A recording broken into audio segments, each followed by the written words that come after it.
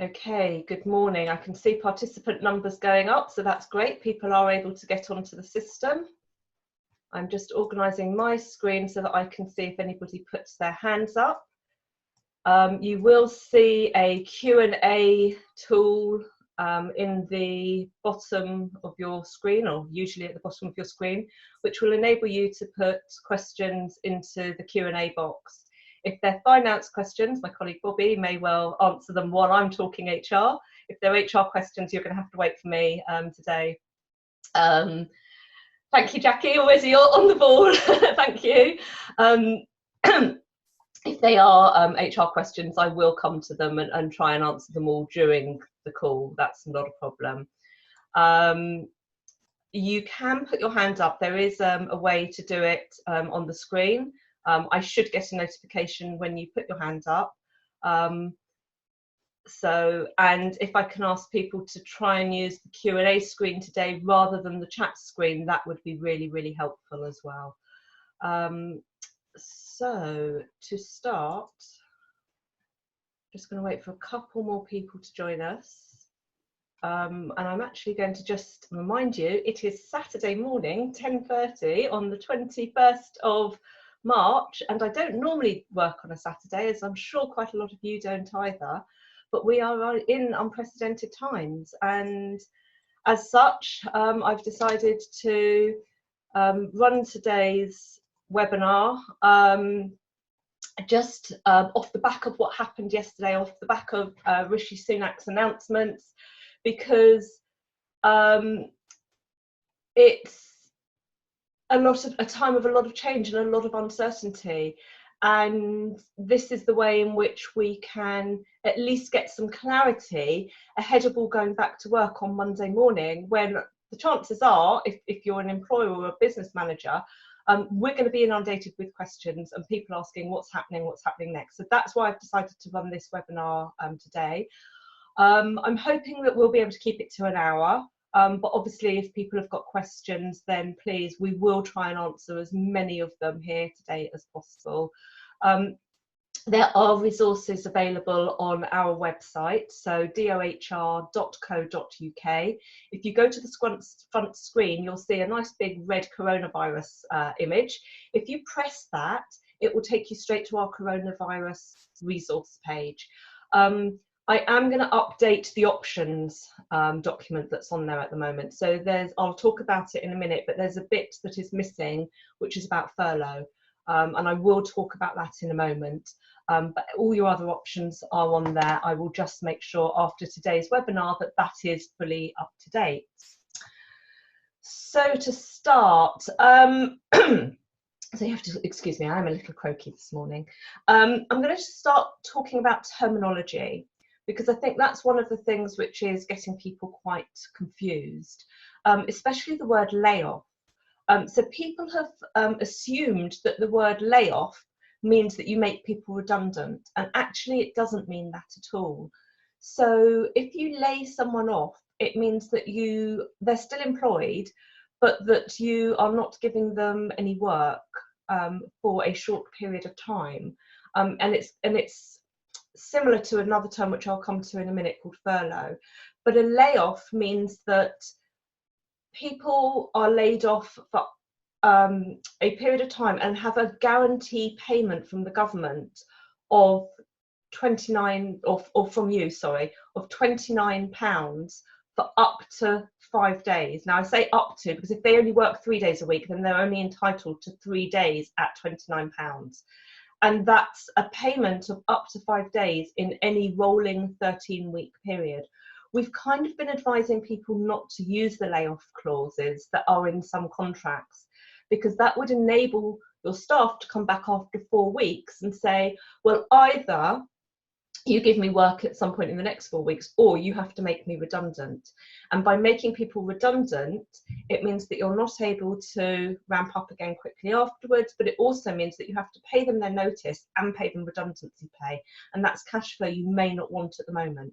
So although many contracts have got a layoff clause in them, not all of them, it is quite an old-fashioned clause, but although there are contracts which have got layoff clauses, there are particular employment rights which employees have, which could come back and be more difficult for you as an employer. But layoff is the first term. Second term is short-term working. And short-term working is where you give your staff less work to do, but pay them for the amount of time that they're actually doing. And it generally needs to be, if you're asking somebody to do less than 50% of what they would do normally. So if somebody is normally Monday to Friday 9 to 5 with an hour for lunch, they're a 37-hour contract, and you now ask them to do 20 hours a week, they're not on short-term working. If you ask them to do 15 hours a week, then they are on short-term working. And that is just a difference. Again, some of the contracts of employment will give you the right automatically, without negotiation or consultation, to put people onto short-term working. I would always encourage you to consult with your staff, to communicate with your staff. Communication is going to be absolutely key in all of this. But that's what short-term working is.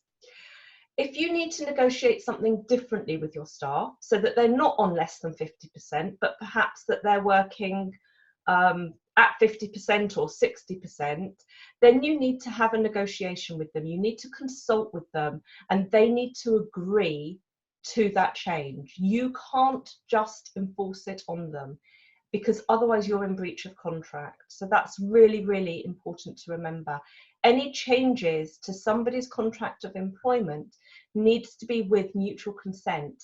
And I know it kind of feels a little bit difficult, but you need to get the employee to sign to say that they agree to this, because we don't know how long this is going on for. People may begin to resent it, and that's when you're going to have a problem. So although you're going to do things out of goodwill and because it feels like the right thing to do now, and morally it's the right thing to do, everything that you do, you must document, and your staff must sign to say that they understand that this is what they're accepting. And I would really encourage you, for any changes that you make, to give it a time period. You know, the schools turning around and saying that they're closed indefinitely or until further notice has sent the kids into so much turmoil, and working parents as well, for that matter. But if you're able to say, look, I'm going to do this for the first month, we'll review it in 3 weeks' time, so a week before that arrangement, whatever that arrangement is, finishes, and then we'll decide what we're going to do for the following month. That is much fairer to you, to your business, to your staff, and that feels like the right thing to do, because people will understand that we're in a state of flux. If we look back even 1 week ago, this is all completely unforeseen a week ago. We didn't go into lockdown, and that's a good thing, because I was half expecting us to go into complete lockdown, especially if you read everything that you saw on social media. The government are really, really trying hard not to lock down society, but they do need people to comply. And again, I'll talk about home working in a minute, because that's going to be where you as employers can do a lot to help. Sticking with that terminology, so we've done short-term working and we've done layoffs. The next thing is furlough, and it's not a term that we are used to seeing here in the UK at all. It's an American term. It's used when an employer closes for a specific business reason or for an economy reason, and it's quite often used in the military or the civil service, where somebody takes a leave of absence. And in effect, that's what we're asking people to do. So we were calling it unpaid leave, but the government yesterday, in Rishi Sunak's statement, has basically said that if you have no work for your employees, then there is a payment available to you and them, and I'll talk about that in a minute. But that no work for your employees, when you read the documentation on the government's website, I don't know if that's back to front or the right way round, but you can access that from the COVID resource page that I've got up and that I mentioned slightly earlier. But that actually does use the term furlough. I'll come back to that in a minute. The last term is redundancy. And if you are making people redundant, that means you are taking them off your payroll permanently. And it means that you need to pay them their notice pay. So if contractually they're entitled to a month's notice or 3 months notice, you have to pay that. And if they've been with you for more than 2 years, there is a statutory redundancy payment that is due to them. At the moment, that's £525. As of the 6th of April, it goes up to £538. But that money is due, and there's a way in which to work out how much of that is due. But making people redundant is going to cost you. So if a lot of our clients this week have been saying, I want to make these people redundant, I want to make these people redundant. We're saying, actually slow down, look at what that's going to cost you as opposed to unpaid leave. If you need to make people redundant in the future, that's another option. But at the moment, don't take huge decisions that are going to cripple your business going forward. So the big question is, what is this 80% of salary, £2,500? That's what was announced yesterday. That's what everybody is grabbing hold of at the moment. So let me be very clear, and I'm actually just going to read a little bit to you. It says how to access the scheme. So how to access the coronavirus job retention scheme. And it says to access it, you need to designate affected employees as furloughed workers. Now that's the really crucial point there, really crucial wording. It means that you have to lay them off. So Jackie, I can see that you've asked a question there about reducing hours. The answer is, if you reduce somebody's hours, then you are not furloughing them, and therefore you cannot claim this money. Okay, and let me just say that again really, really clearly. This money is only available to people where there is no work for them. Okay. And to do that, you need to notify your employees of the change in their employment status. Now, you can't just write to them and tell them. That would not be the right thing to do. That would not be the right moral thing to do. It's going to be very difficult now to get everybody in a room and have a conversation.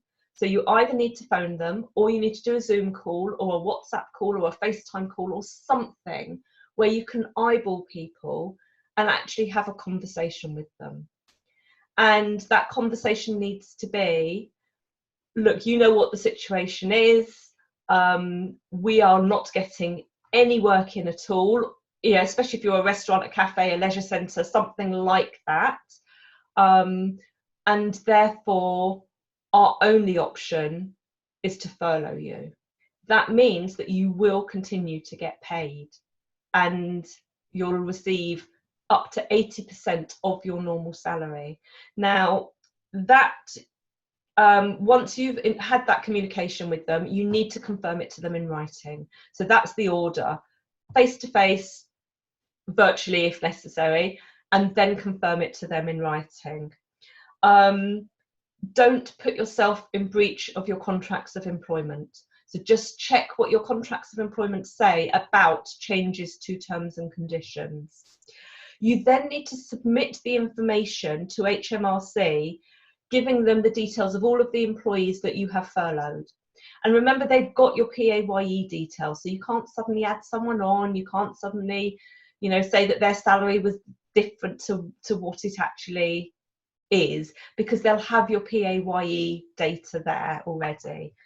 And there will be a new online portal allowing you to do that. Now, that's not available as at today. My understanding is that it will be available next week, but it will be coming online. And the other thing to say with this is that you're able to back pay people to the 1st of March, which means that if you let people go during March, when all of this news first broke, so probably mostly within the last week or so, then those people can be re-employed and can receive their 80% payments up to £2,500. The mechanisms will become clearer in the next few days. I don't have that information. Bobby may well have that in a minute as a finance person. So I will open up the mic for Bobby shortly. But in the meantime, it's really important to know that if you've already let people go, you can reinstate them as long as it wasn't prior to the 1st of March or for any other reason, and I'll talk about that shortly. But there is a system. We are going to be expecting it to come online, and it's going to be a system of reimbursement. So existing systems are not set up to facilitate payments to employers. Okay, so we're going to have to wait on them. So that's the furloughed employees. I'm just going to take a couple of questions. So Jackie asks, what happens to staff with reduced hours due to COVID-19? Do we still get like 80% of wages for them? The answer to that is no. Will this also apply when you are going to have to shorten or lay off but haven't yet? So shorten, no. Lay off, yes. Will this apply to those sick, self-isolating due to underlying issues at home with kids but who can't work from home? So yes, obviously if somebody's already sick, then they should be on SSP anyway. But if they're unable to work because of the children's situation, then my understanding is that they will be entitled to these payments. You might need to think quite creatively here. Jackie, you've got a number of part-time employees, and it may be that you're going to need to think about furloughing some but not others, because in that way you're still able to get money for some, but you're able to keep the business going with the others. And there will need to be some creative thinking amongst people in order to make this work for their organisation. Stephanie, if I've already given people notice of termination but not put their final payment through payroll, can we retract their termination so that they can at least benefit from the 80% and then potentially terminate their contracts at a later date? Yes, absolutely. So that's basically what the government are asking us to do. They're asking us not to make people redundant, but to furlough them until there is more clarity. The other thing that they've said is that this is for an initial 3 months period. And that's important to remember, which is why I was saying don't promise your staff the world. Keep it under review on a month-by-month basis, because as a business owner, you're going to need to be agile and you're going to need to be able to move with what's going on. Pretty, for people who are directors of their own companies cannot be furloughed. Lots of people are asking about this situation. That's correct. Let me just see if Bobby's got something to say on that particular piece. No, he's saying no. Hang on a minute. Hang on. I can't unmute you. How do I unmute you? There you go, Bobby. Hello. Directors and self-employed. At the moment, they haven't given any detail on it because it was announced yesterday, and I think they're saying that it's up to £2,500. I think it's that they're talking about if someone was laid off from I think the 1st of February or before up to the 28th of February, you'll be able to claim it back. As long as they've been furloughed and they're not working. But I think there was I read somewhere that if someone has been laid off before that, you'll definitely be able to claim for them and kind of reinstate them and put them back on to be able to give them that benefit. So there is some. Sorry, that's from the 1st of March. 1st of March. So yes. But what about directors and people who are self-employed? We haven't got that yet. Detail on that, yeah. I believe it's only for employees. I don't think I think they want to restrict it for single person companies or personal service companies. I think you've got to be careful. That would be more on the self-employed rules as opposed to being able to collect for employees. But again, okay. I'll wait and see what the detail says. And Susan asks, is it 80% of gross or net pay? Again, they've been very unclear. They've said up to 2,500. They haven't specified it, but I'd assume it would be gross salary. So I assume they're looking at £30,000 gross salary. But again, the detail. It was very unclear and not specified in the announcement yesterday. But I've been looking for the detail, which hasn't come out yet. So we'll have to wait and see on that one. I suspect it's going to be gross salary, and I suspect that it will still be subject to tax and NI in the normal way. But let's just hang fire, and we'll put an update on that shortly. Nikki, hi. Is there a timetable for the 80% government payment, say 2 to 3 months? So they've said at the moment 3 months. Well, I think that there's two things there. They've said that they will. The scheme will run for an initial 3-month period, and it will be kept under review by the government themselves. But also, it's being brought in, and I think the first payments will be towards the end of April. They're saying so. That's when they believe they'll be making the first payments. So I think they're looking at the April payroll. I think they're making an assumption that there will be enough money in businesses, rightly or wrongly, to pay March. But that they are looking for to support businesses with April payroll, but you will be able to claim back date. So that's Nikki. Just going through the questions, and Jackie. Sean, some will feel upset if they're furloughed and not others. Do you choose on economies? So what Bobby, I'm just going to mute you again for the minute. So it's going to depend on the nature of your business as to who you furlough and who you don't. So if you are a cafe and you have to make all staff, you have to furlough all staff because you're not able to operate. That's quite clean and that's quite simple. But if you're a business where perhaps you've got staff who are able to work from home and some staff who aren't able to work from home, then you're going to need to look at the practicalities. I know one of our clients is absolutely fundamental to the healthcare system supply chain. So they've got as many of their staff working from home as possible, but those who are needed in order to meet the needs of the hospitals and the supply chain of equipment, those people are working shifts now in the factory, in the warehouse, just so that it spreads out the number of people on site at any one time and that sort of thing. So you might want to make decisions based on the very the basics of your organization, the way in which, sorry, I'm stuck for words, the nature of your organizations and the industry in which you operate.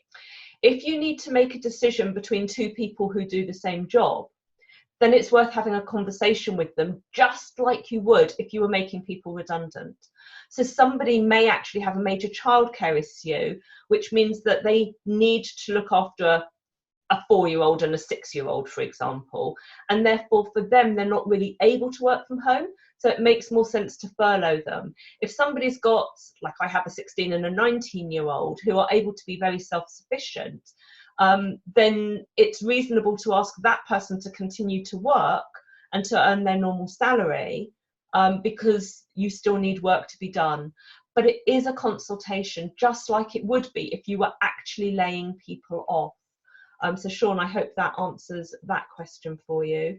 Rebecca, when will the furlough payment system be clear? Do you know, and will it be paid to employers or workers? I believe that it's going to be paid to the employers, and the employers will then pay through payroll in the normal way. There is no mechanism for HMRC to put money directly into the hands of all employees, and for that to be processed. So that money will be coming straight to the employers, and then they will be paying the employees. Quite how that's going to work. Hold on, Bobby's waving at me. Go on. Basically, from what I understand, HMRC are currently trying to set up a system to go through the reimbursement, but they're not up to facilitate payments to the employers at the moment, as you said. So at the moment, for cash flow support, they've announced the VAT deferral and other areas there. So I think it's work in progress, and we've got to wait and see what happens on that. Yeah, so Bobby just alluded there to VAT deferrals and PAYE deferrals. So that's how they're trying to get immediate cash. Sorry, home phone ringing. That's how they're trying to get immediate cash into businesses ahead of having a mechanism in place which will allow payments to be made. So I hope that helps there, Rebecca. Keith, sorry, Bobby, were you going to say something else? I just think on the point we were talking about earlier, can directors claim the job retention scheme? If you're a director of a limited company, under 250 people, you are allowed to pay yourself 2 weeks of SSP if you need to self-isolate. So you can recover the SSP. So I'm kind of assuming that they might then extend this to the job retention scheme. But again, there's no detail at the moment, but you are able to claim the SSP under that rule. So we'll see what happens with the job retention scheme. Okay, and then Keith asks a similar question. What's the situation with company owners taking a 12,500 annual salary with no employment contract? I suspect, Keith, that depends whether you're on PAYE, because if you're on PAYE, then technically you're an employee, and therefore you would be treated in the same way as any of the rest of your staff. Yeah, correct. I think, again, it depends on what the actual definition are, and we're waiting to hear, because everything's happening at a pace, and every 24 hours we're getting a new set of rules.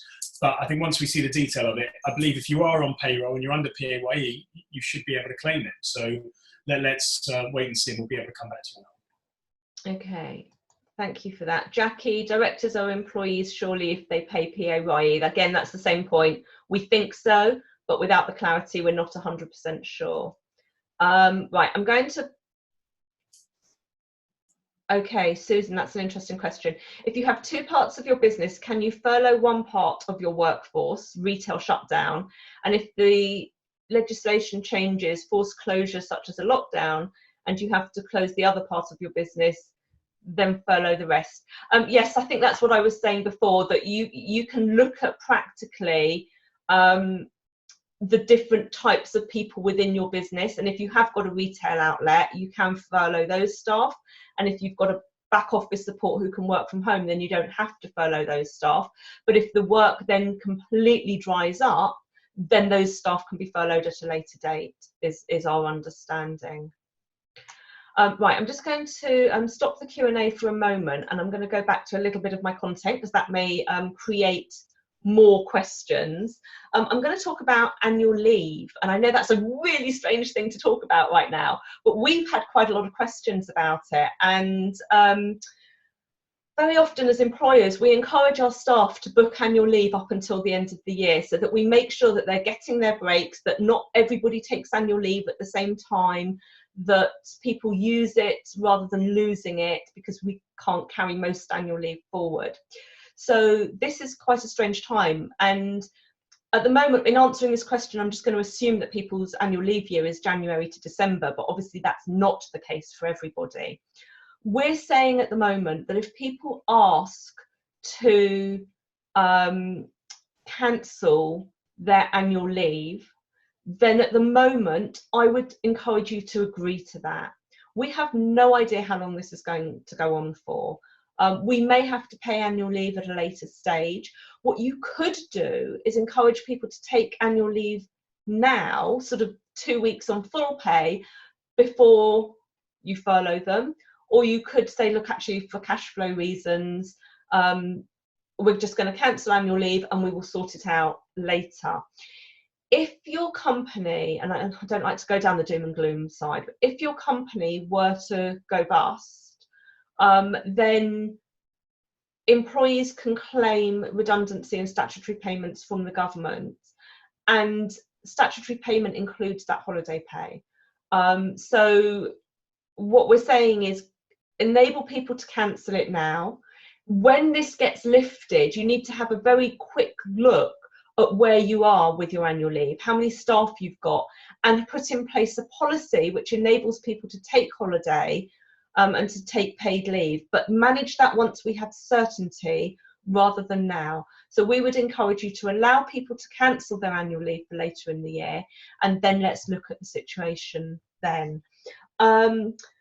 On that note, I've had a question from one of our clients that runs a team of security guards, and they are all hourly paid, and they accrue annual leave, and then they get paid it when they ask to take it. So basically, when they book their holiday time off, they then get paid their accrued leave at that time. And what I would say is the same thing. So if somebody asks to take it now, for example, then you need to pay them now, but actually they can continue to accrue it. What we don't know, and this is, I've only just thought of this, what we don't know is if staff are furloughed, whether they are going to be continuing to accrue annual leave entitlement. Everything in the law at the moment says that they continue to accrue their continuity of service and that they would continue to accrue annual leave entitlement. The government may change that, but the way the law stands at the moment, if they are employed, just like if somebody were on sick leave or on maternity leave, then they continue to accrue that annual leave entitlement.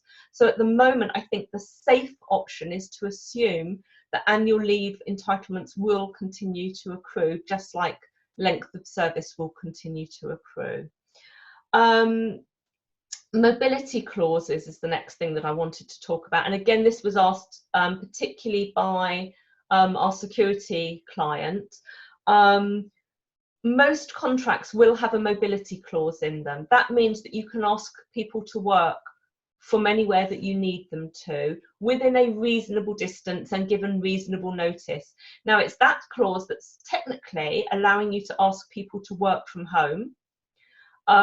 But it's also that clause which may allow a cleaning company to send cleaners from one site to another, perhaps where the normal cleaners aren't available because they've got childcare issues, but one client's open but another client isn't open. So, you know, cleaners for medical practices are absolutely still needed, but cleaners for a school which is closed may not be needed. And then it also depends, for example, on which cleaners have childcare and who can continue to work and who's been furloughed. So your mobility clauses in your contract enable you to move people around. The next obvious question is what happens if they refuse to go to that site? And the answer is, if there is work for somebody and they refuse to take it, perhaps because they want their 80% payment for sitting on their backsides doing nothing, that will soon wear off, the novelty will wear off. But if somebody refuses to follow a reasonable instruction, then follow your own normal disciplinary process. They are refusing to follow a reasonable instruction, and therefore they are either resigning because they're refusing to go to work, and therefore you can take that as a resignation, or you take that down a disciplinary route. Be careful. Obviously, listen to what they say. You still have to invite them to a meeting. It can be virtual. You still have to give them the sufficient notice of that meeting, a minimum of 48 hours, and you give them the right to be accompanied to that meeting. So all of your normal processes and policies still apply in those situations. Just going to open up. What about if they don't feel safe? The cleaner who is scared to go into a site? That's a really good question. And as employers, you have a duty of care towards all of your staff. So if somebody has a genuine reason for not feeling safe, perhaps if they themselves have an underlying medical condition, or if they haven't been provided with appropriate PPE. But if the site is empty and there is nobody else on site, then there is no reason why they can't go. And if it's security, then perhaps they may need to wear a proper mask, not a paper mask, but a proper mask, or work from behind a screen. But it needs to be very much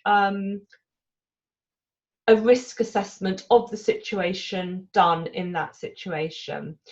So that's mobility clauses. Alternatives to redundancy we've talked about. Working from home, it's difficult. You know, we spend, a lot of our clients spend a lot of time telling their staff on under normal circumstances that they can't work from home, that we need you in the office.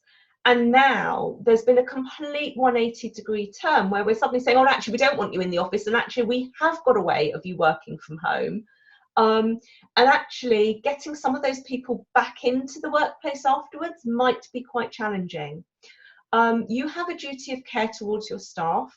So if you're setting somebody up to work from home, you need to make sure that they've got a proper chair that they can use, proper phone, proper computer, that they've potentially got an external keyboard, an external mouse. You need to make sure that they're working at a proper desk, not propped up in bed. And there is a risk assessment which should and could be done, or could and should be done, that's accessible through our website. So for every single employee who is working from home, please do a risk assessment with them, get them to assess themselves, sign it, get it back to you. You can then have a look at it and make sure that it's okay. There are allowances which people can claim for working from home. And I'm just going to unmute Bobby for a second. I think it's £4 a week. I think they just increased it to £6 in the budget from April. So at the moment it's £4 a week. From the 6th of April, it will be £6 a week. And your employees are able to claim that through the expenses payment scheme. But if they only work 3 days a week, for example, they claim 3/5 of that allowance. I'm not sure if it's prorated. I think it's £6 per week, but I've double check. Okay. My understanding, certainly when it was £4, it was prorated. But and then the other thing to think about is whether or not you need to pay for any other facilities to enable people to work from home. So do you need to pay for them to have broadband? Do you need to pay for them to have an extra computer that they might not otherwise have had? And those are expenses that the business has to meet. So when you're looking at whether to furlough somebody or whether to ask them to work from home, you need to consider the whole situation, not just the physically, here's your laptop, go sit at home and work from there. Okay, so I hope that's helpful with that. Difficult conversations, as I said before, it's not easy to be having these conversations with our staff. We're emotional as business owners, and the staff are emotional. There's a lot of uncertainty. The things that I would say to you are be compassionate, be considered, so don't make rash decisions. Document stuff, talk to your accountant, talk to your business coaches, talk to your business advisors before you make decisions.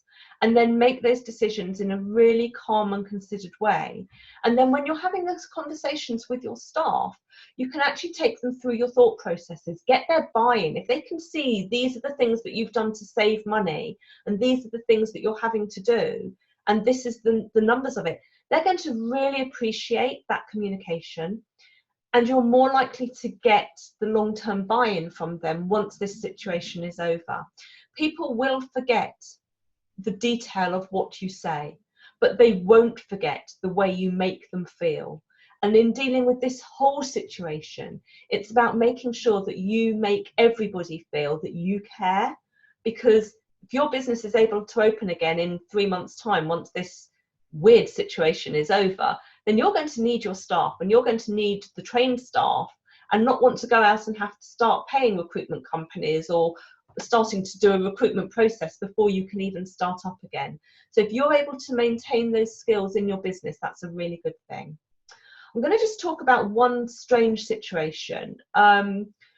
We've got a client at the moment that's got somebody in probation period who has been failing their probation period for the last 3 months. They've had a number of conversations with them about their performance, about their fit within the team, the way in which they talk to people, the way in which they word their emails. And they're now at the point where they're about to get rid of that person as a result of failed probation. And what I've said is that they need to continue with that process, because length of service, continuity of service, as I said before, continues, which means that that person's 6-month probation period, if it's not managed properly, that person will just become a normal employee. So if you are dealing with new starters who are underperforming, and you can prove that they're underperforming, and you're not getting rid of them as an easy way of dealing with the COVID situation. But if you're getting rid of them as a result of an ongoing process which has already started, then continue that process. But make it really, really clear to them, both in writing and in the examples that you give them, that this is the reason that they're going and that it is nothing to do with COVID. Because they could come back and try and claim that 80% payment at some point later, depending on how the employment legislation sets up on that. I'm just going to go back and look at some more of those questions. How am I doing for time? Wow, 11 already. Okay, I am going to come back and do some of these questions. So Sean, you're an estate agency and work is gradually dropping off. Yes, unfortunately, I get that. And it's not going to be easy for estate agents. The chances are, once people have spent 3 months stuck in their own houses, they'll be desperate to move afterwards. But at the meantime, it is going to be a really tough time. And furlough is probably the best option. And it may be in stages. Certainly, if you've got deals still about to go through, I don't even know whether deals still can go through, whether removal companies are going to come and move people. It will depend on whether we go into lockdown. But yes, there is going to be a bit of a backlash for estate agents. Hold on, Bobby, let me unmute you. There you go. I've been working with a number of estate agents over the last few weeks who are facing similar challenges, and they're being quite creative about what they're doing with their businesses.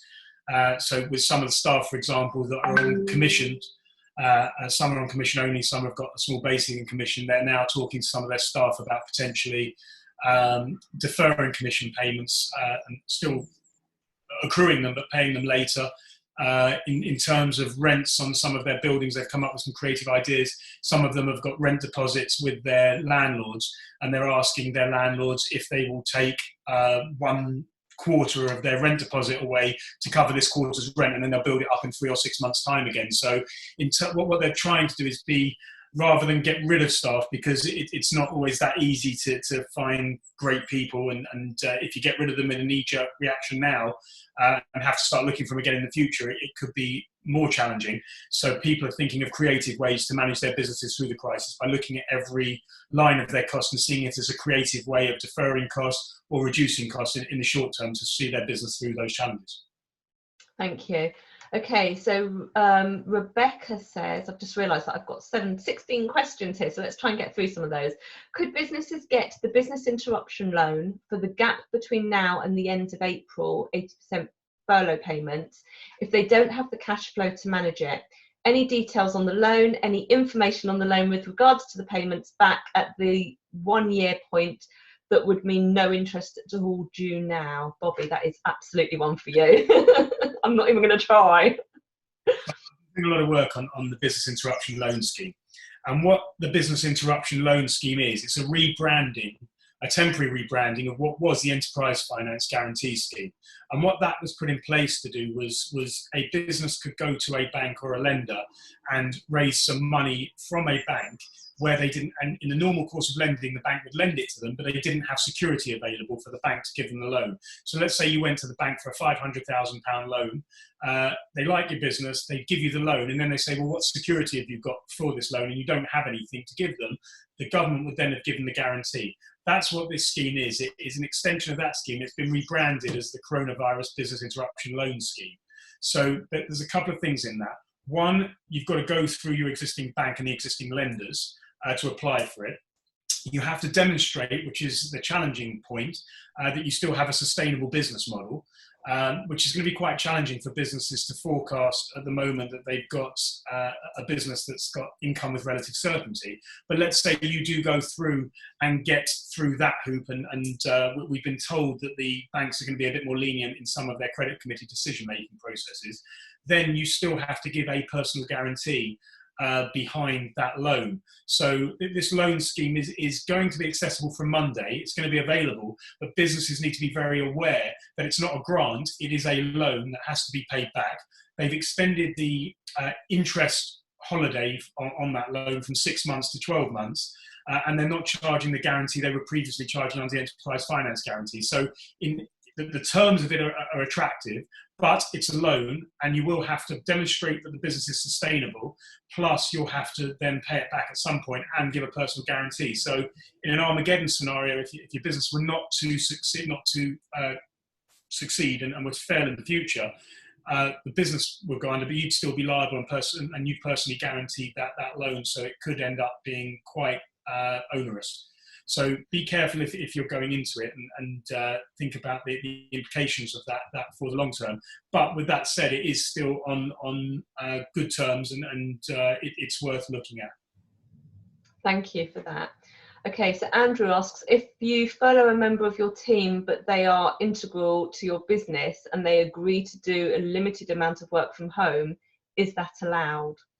I think you're asking, can they volunteer? I think that's what you're asking there. And the answer is probably yes. Think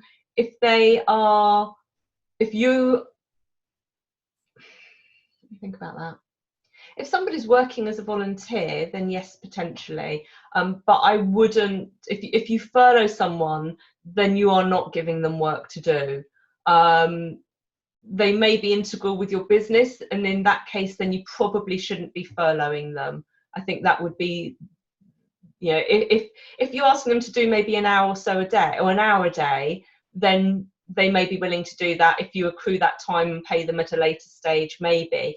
But certainly if they're integral to the business and there is still work to be done, then they shouldn't be furloughed. Jackie, if employees can do reduced hours due to a bit of childcare, but not all, are we better to furlough them for their full hours? Yes, yeah, you probably are.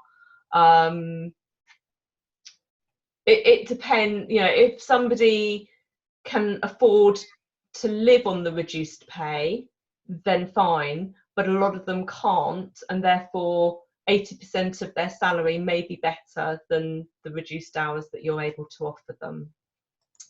What happens if with the employment allowance, which restarts in April? Does this mean we don't get SSP later in the year once business is back to normal?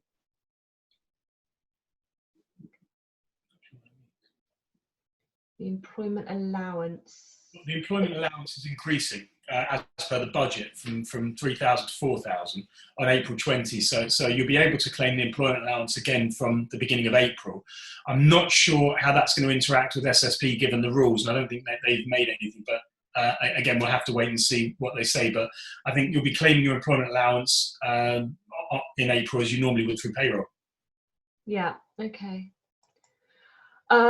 Directors have to continue to do their statutory duties, so surely they can't be furloughed.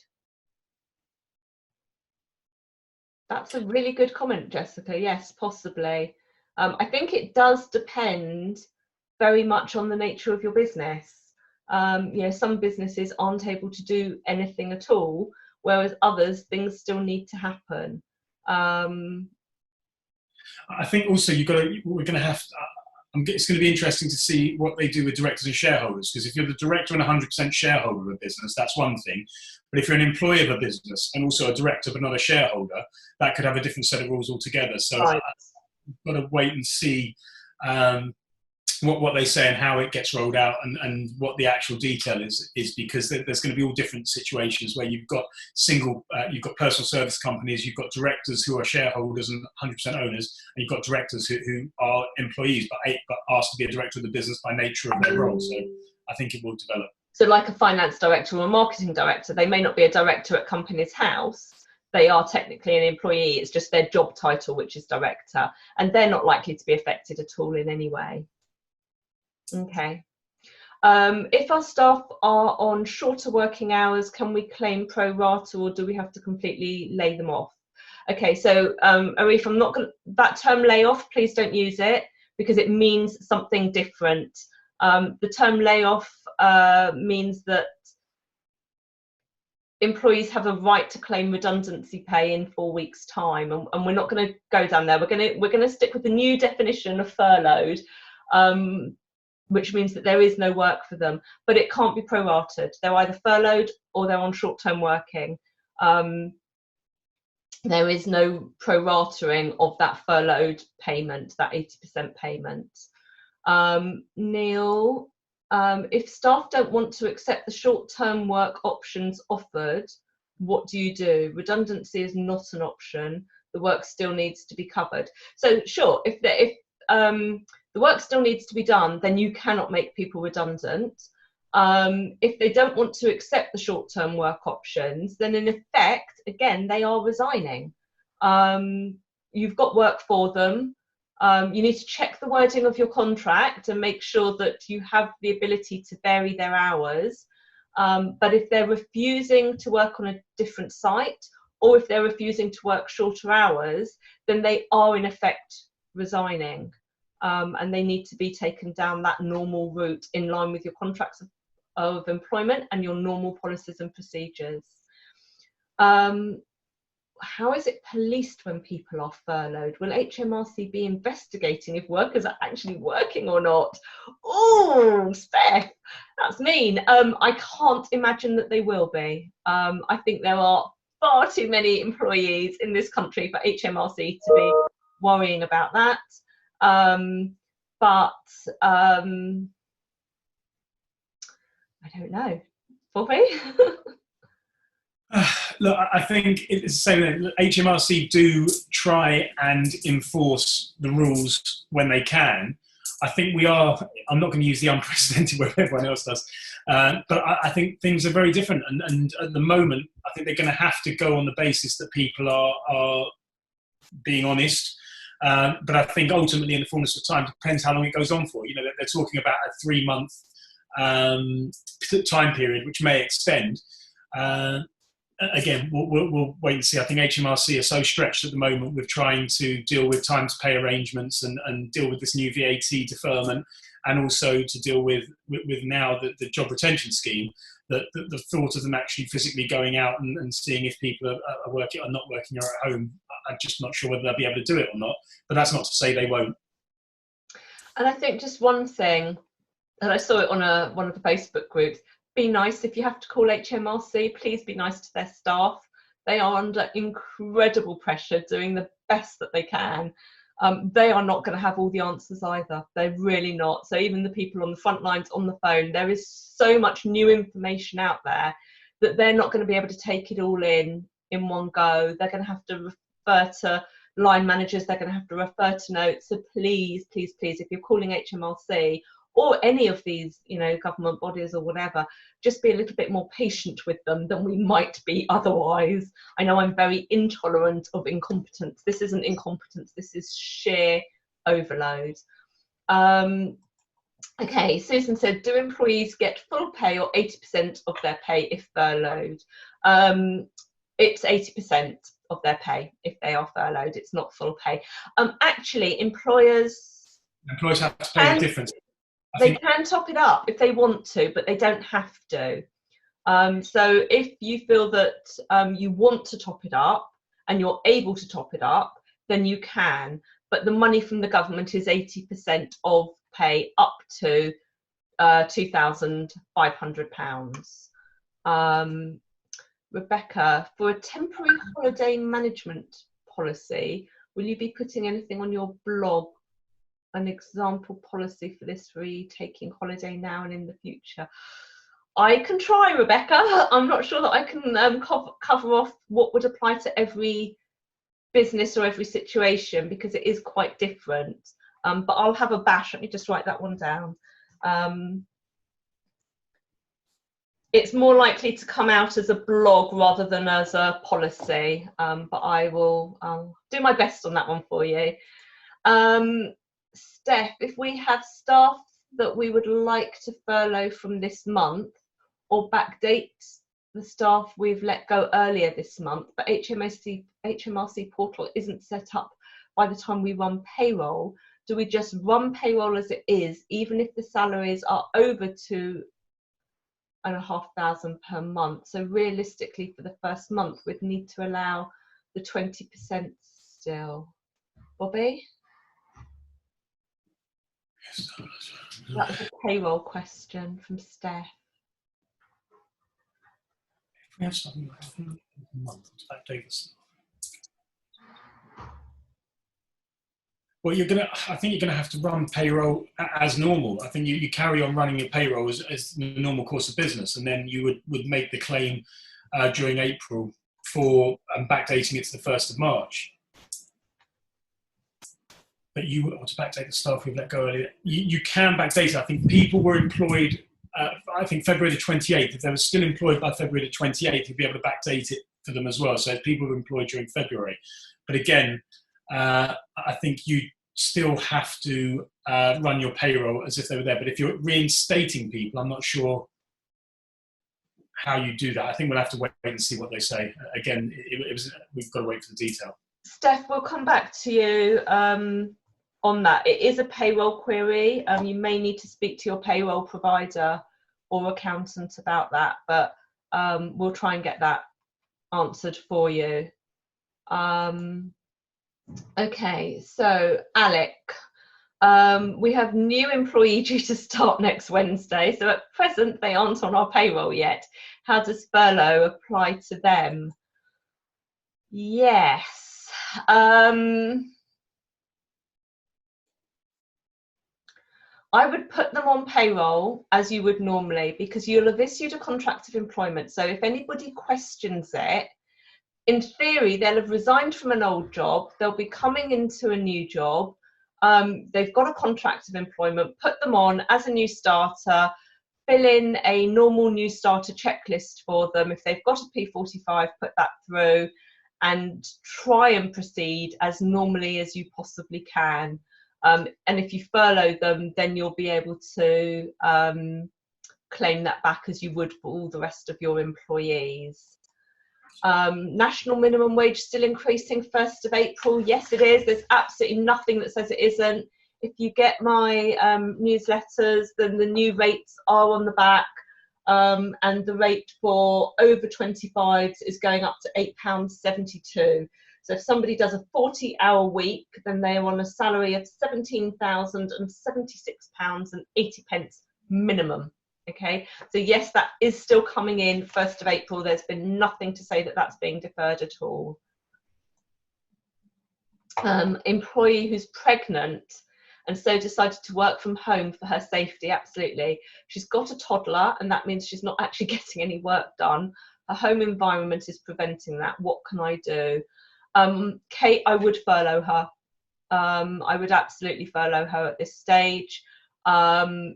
She'll get 80% of her salary, and then depending on how far through her pregnancy she is, there'll be the normal statutory maternity pay, company maternity pay if you've got an enhanced scheme.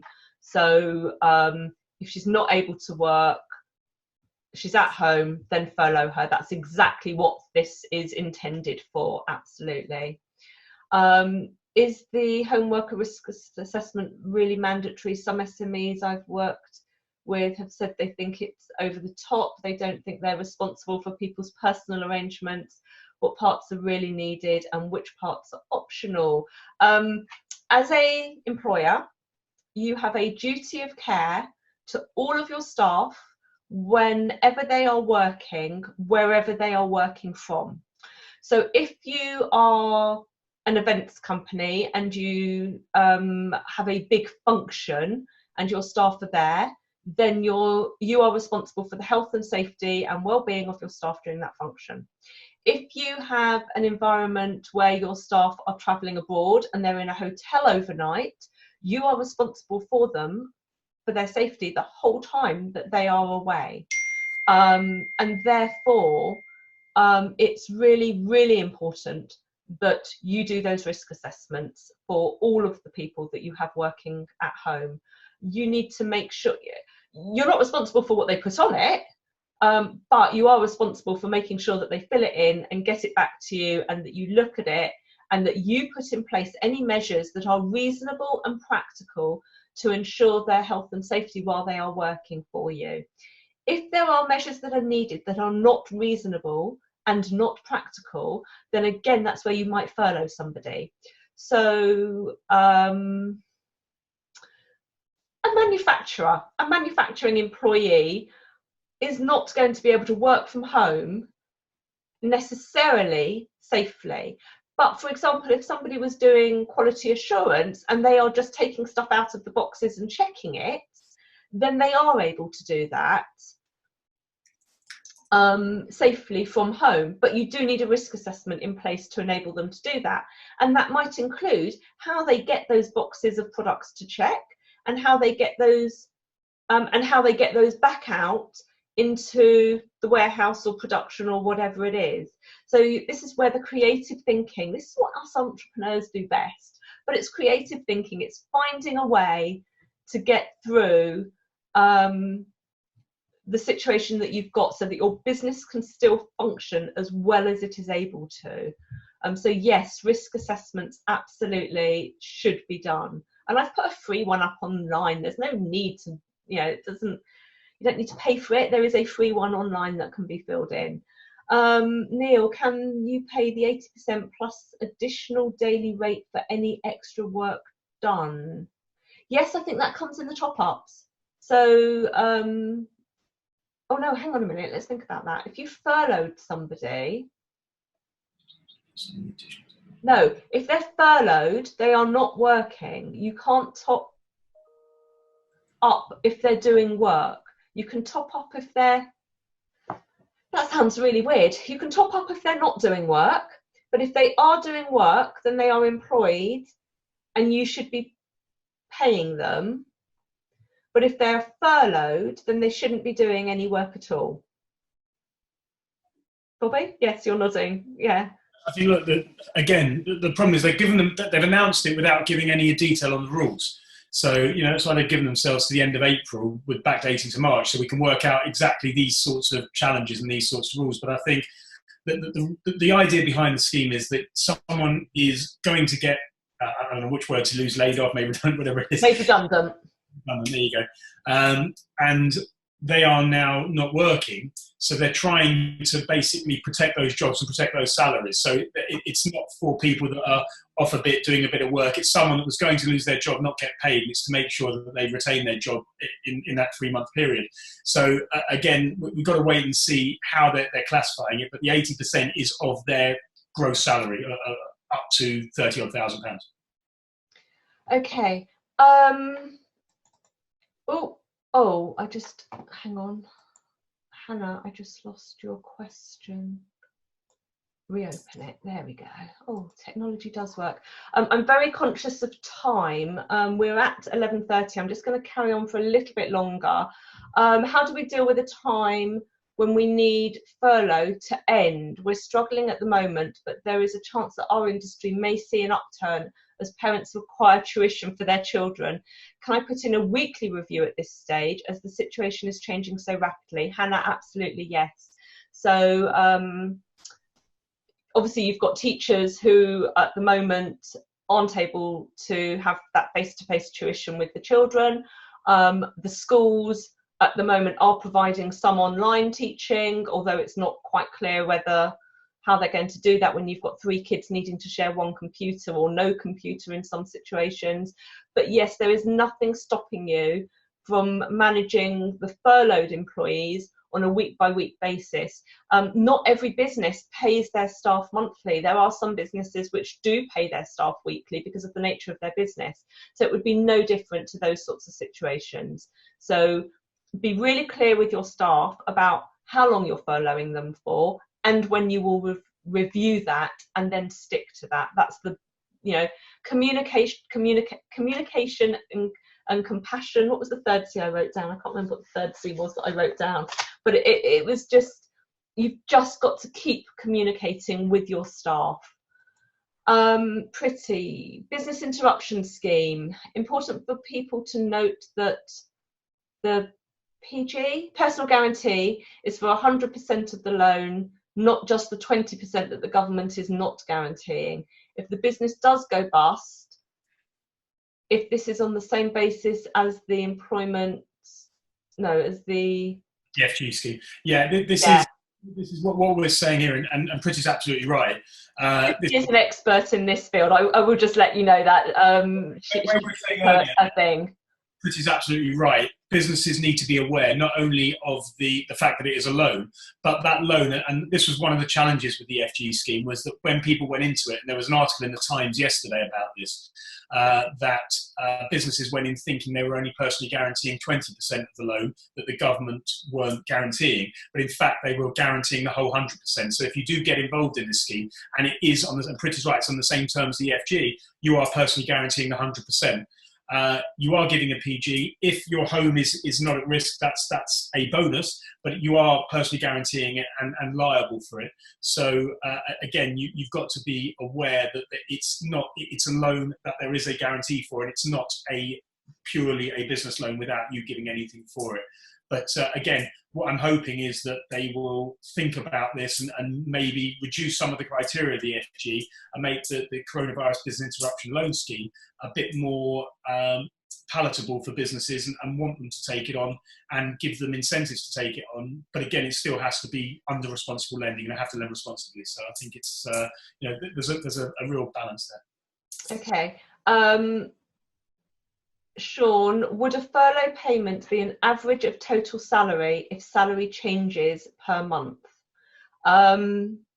Yes. So, for example, if somebody's on commission, I think that they're looking at base salary, but I'm not 100% sure. But remember that there is that cap of 2,500. So it's 80% of the salary, but if that salary changes, and it may just be because it does change, it may be because of commission or whatever. Bobby, I haven't seen anything separate commission or salary. Again, all they've said at the moment is up to 2,500 of earnings, not whether it's net, gross, commission based, an average of the last. If your salary fluctuates, they haven't said if it's an average of the last three. So again, we've got to await the detail, and they bought themselves some time to do that. And I think that they're going to make an announcement of the detail over the days. But everything's changing, and announcements are being made every day at 5 o'clock, and it's pretty tough to keep up with everything that's going on at the moment. Yeah. Pretty think owner directors who don't have staff but are facing a drop in revenue haven't been covered by the government support. No, they haven't at the moment, and that's where they're being told universal credit, and that has been increased by £1,000 a year. It's not a lot of money, but that at the moment appears to be the only thing there for self-employed staff, self-employed directors. Sorry. Remember, yesterday as well, if you're self-employed and you're not under PAYE, they deferred the self-assessment payment from July to January, which was quite attractive and quite helpful. So your payments on account that had to be made in July are now pushed to January. And also the VAT deferment. So if you are VAT registered, your VAT payment's been deferred, not cancelled, but deferred. But so they are starting to now, but I think what we're seeing an evolving raft of measures, and they're focusing now on self-employed now as well. And I think you'll hear some more measures being released over the next few days as well. Jackie, yes, we are still expecting minimum wage increases. I covered that one off earlier. I'm going to ask people not to put any more questions in the Q&A. I'm just going to finish the 7 that are there. I may well be doing another one of these next week, but at the moment, hold on. Alec would very much like to operate with a skeleton staff of 1 or 2 employees. These individuals would only have 3 or 4 hours a week. Can these people still be furloughed? No. So if you're going to furlough staff, it means there is no work for them, or they are unable to work from home. If you still have time for them, then you still have hours and work for them to do, they are on short-term working. And that's the difference. And you pay them for the hours that they do, but you don't have to pay them anything extra. And that's why I started today's webinar with those definitions, because that, exactly what you've described there, is short-term working, where you reduce somebody's hours to less than 50%. You can renegotiate someone's contract on a short-term basis if you need to. So if you want to negotiate that somebody does 4 hours a week, and they will get paid for those 4 hours, but obviously that's a lot less than they would get if they're furloughed. So you need to think about how you do that. And again, that clarity isn't necessarily there, except for they've said furloughed 80%, and anything else is short-term working, and they get paid for what they're working. So it's not an ideal situation. That's where we're going to have to think creatively. Can we Can we start with shorter working hours and then furlough if work totally dries up? Yes, you can. Yeah, nothing's stopping you doing that at all. It's not, you have to furlough by this point in time. It is, it's there if you need it, basically. Thank you, Pretty. I appreciate the feedback. Can you furlough then undo it for better business trading, then furlough again if it dries up? As far as I know, yes. I haven't seen any other rules saying not, but I think you would have to do that on chunks of time. You can't certainly do that on a day-by-day basis. You know, you could say, right, we've got enough, we haven't got any work coming in at the moment, and then something happens, and you would need something to happen to then bring people back. And then if it really does dry up, then you would potentially furlough again. I would encourage you not to do that, but obviously you've got a business to run, so it is going to depend, but you certainly can't do that on a day-by-day basis, and I wouldn't even suggest doing it week by week. If you're going to do it, then I would look at it as being the decision for a month and working on that basis, because otherwise HMRC will look at it and go, yeah, no, they're playing the system. And it's things like that that HMRC are more likely to investigate and check on, rather than just furloughing somebody completely and then them checking up on it. I think that's less likely to happen. I think where they see anomalies in the system, then that's what will have the red flags triggering. Bobby, there's a thank you for there too from Pretty. I'll introduce you to, actually, it could be quite a nice introduction for you. Neil, as directors, we top up our salary with dividends, so our pay slips are low. How do we calculate our 80%? It's going to be on your pay slips. It's going to be on what goes through PAYE. You'll be, if there is money there in dividends to take out at a later stage, then you will be able to do so, and obviously you'll still have your allowances at that point. But the 80% is going to be on your PAYE amount, unless I'm missing anything. Again, we've got to wait to see how they calculate it. They haven't mentioned commissions, dividends. A lot of people pay themselves a small salary and then top it up with dividends, but I think it's based on the PAYE salaried amount that would go on your year-end return. So I think that's what it's going to be based on. Okay. And can you answer Rebecca's last question there? Does this owner's director's situation, including deferment for tax, apply to partners? If you're a partner if you're self-employed and you're a partner, then the self-assessment deferment, yeah, it's your income tax liability. So you pay your income tax in two tranches. You pay a payment on account in July, and you pay the final amount in January. What they're saying is the payment on account you have to make in July is now being deferred till January. So anyone who is self-employed and pays through self-assessment, I believe, will be able to defer that to January. Okay, and that is the last of our 40 questions that we've been through. I really, really do hope that that's been helpful for you. Obviously, we've covered a lot in today's session. I will get this up online. If anyone can be bothered to watch back what is an hour and 15 minutes worth of webinar questions and answers. I do recognise that some people haven't been able to join us live today as well. So if you have got some questions that you need some support with, then please do email them into myself and the team. We're at support@dohr.co.uk. I'm trying to get as much information as I possibly can onto the website, because we are at maximum capacity. So it's just, if there are answers there, we're also signposting the government advice as it becomes available. So please take a look at the website, dohr.co.uk, hit the coronavirus image on there. That will take you through to the page, and I'm probably going to put up a Q&A, an FAQ page as well, but that's not there at the moment.